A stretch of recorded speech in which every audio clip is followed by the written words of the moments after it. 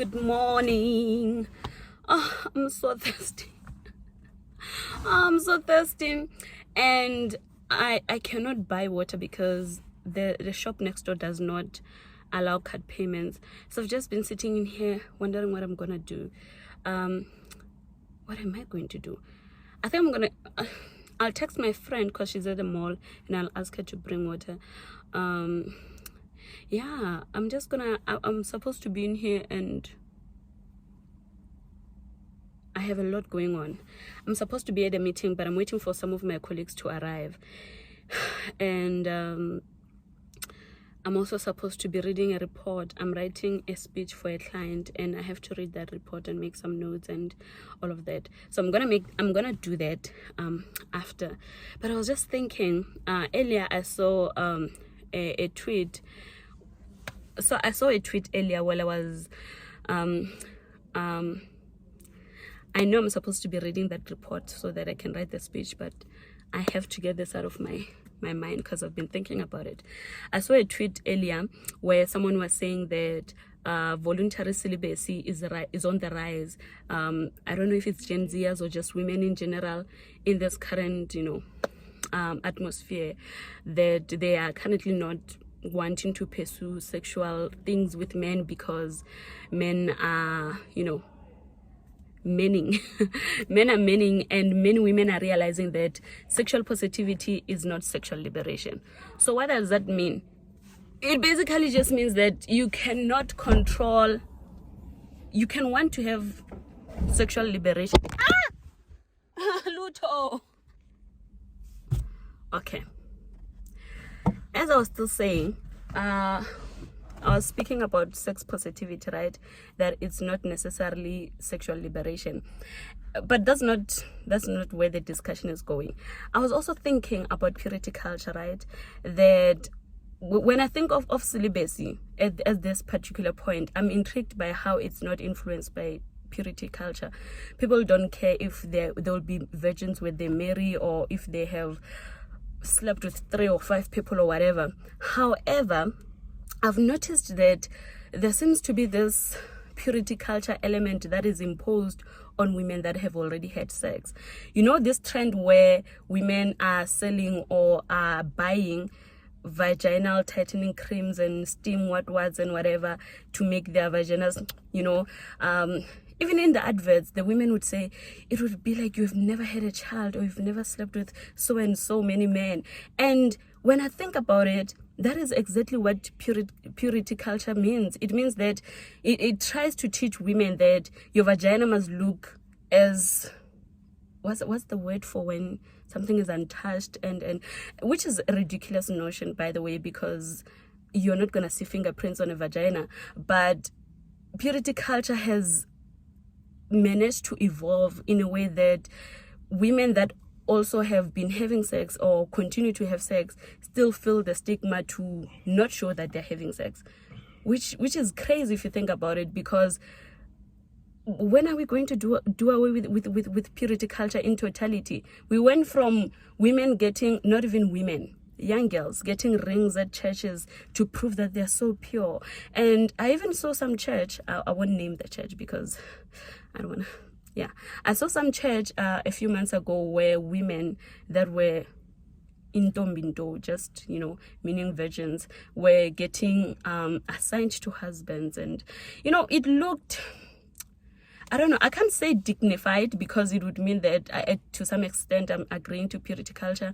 But it seemed, the way that it was packaged, it was made to seem like this is the standard of a black household, at least in that region of the country. This is how marriage should come about. This is how a family started, and I wondered what it meant for women that, today is not my day. What? Where's this building? Enter through there. You just enter through there, and then you're gonna see security. What? I can't film. I keep getting interrupted. My phone keeps ringing. I'm just. But anyway, the point of this discussion is that, purity culture teaches women that you must remain, intact until you get married, and you must not have whatever and whatever and whatever and whatever. And the ramifications of purity culture are that women enter and remain in relationships where they are harmed or are not necessarily happy because they don't want to be seen as the woman that got divorced or the one that had, has slept with 2 men or 3 men or whatever. So women end up remaining in situations that they should be escaping from because they want to appear pure and want to appeal to Christianity or, whatever community mores that inform the purity. It is insane. Purity culture says to women, you're supposed to dress this way because you are solely responsible for what happens on your body. Men cannot control their edges. Therefore, you must dress this way and that way and that way. Now, you have women, sex positivity is telling women, you can have as much sex as you want. You must do this, you must do that, as long as you want it. But beyond you wanting it, the type of people that you engage into sex with, are they good people? We've spoken about that. Most of them are not good people, and I'm speaking about heterosexual women. Those people are not good people. Hence, more and more women are deciding to stay away from sex, because even beyond the sexual aspect to it, once you guys build a life together and they don't help in the house and they come, at whatever time of the night and whatever, and you try to complain about it, you're still going to get blamed for having married or even had children with that sort of a man. You should have chosen better.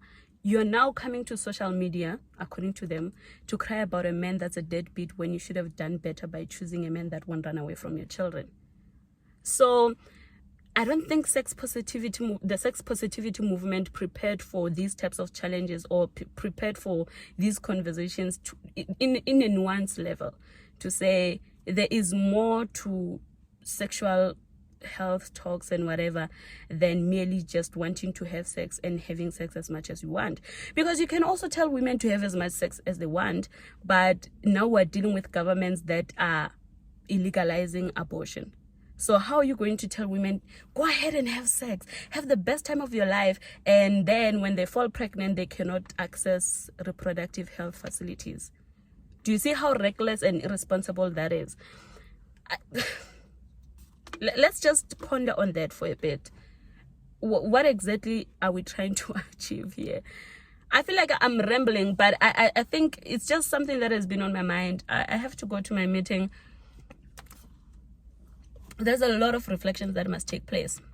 The sex positivity movement, we have to reflect on it. The purity culture, the force or the standards the standards that we're putting on women, where we're forcing them to appear a certain way to appeal to a certain audience. We need to reflect on those, because they eventually just bite us in the ass, basically. You can steam your as much as you want, and you can put whatever creams that you're putting up your vaginal canal. At the end of the day, men are going to men. And when you're shouldering that responsibility on yourself for the behaviors of men, you're doing yourself a disservice. That's just it. You're doing yourself a disservice, and you're just bullying yourself into wanting to control men. You're going to dress a certain way, hoping men are going to appeal to you. Hoping that you're going to appeal to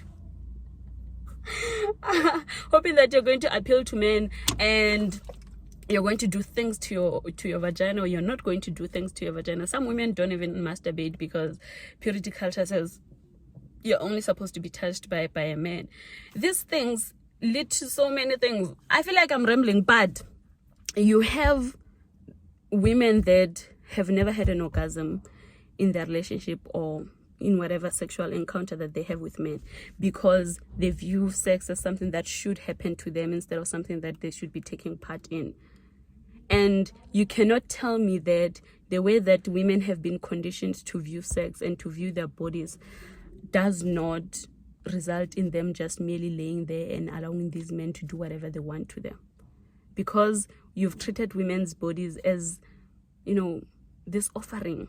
And even us, in a way, as I've made an example with the vaginal tightening thing, whatever. You can... I'm coming! I have to go. With the vaginal tightening thing, I don't think women lay there and they're like, oh, my vagina, I can't feel pleasure, I have to tighten it. It's not for the women. They do those things. By the way, I don't believe they work, but anyway, they do those things because they're hoping the men would penetrate them and go, oh, ma'am, what is this treasure? Where did you get this? I have to marry you. They do it that way. They do it for that. That's my view, and I'm going to. That's my hill. I'm going to die on that hill. I think we need to reflect on on a lot of things that we do. The way that we dressed, obviously. In conclusion, we have a lot of reflections to make about our bodies, about the type of people that we engage into sexual encounters with, about the politics around our bodies and what happens when we want to have sex, and just a lot of things, right? A lot of things that is unfortunate that I had to present to you in such a scattered manner, but those were just my thoughts, and I hope you guys have a good day. I'm gonna go to my meeting, and bye.